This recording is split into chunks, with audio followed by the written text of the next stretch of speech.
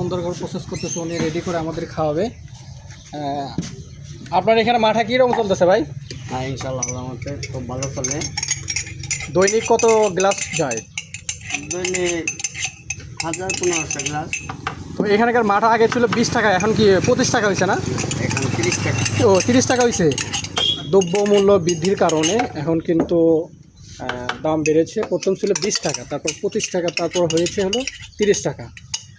তো আপনাদের দেখাই আমি বাইরে, দেখতে পাচ্ছেন এটা কিন্তু আমাদের বই রোড আসবেন মাথা কিন্তু মাথা অনেক সুন্দর, আমাদের সাথে আছে এবং সেই সাথে আছে কিন্তু আমাদের ভাই। তো ভাইয়ের নাম আমরা শুনবো। ভাই আপনার নামটা কি? আমার নাম মোহাম্মদ সানোয়ার হোসেন। মোহাম্মদ সানোয়ার হোসেন ভাই। আমরা কিন্তু কন্টেন্ট ক্রিয়েটরের মিলন মেলা যখন অনুষ্ঠান করছেন তখন কিন্তু সানোয়ার হোসেন ভাই এবং হলো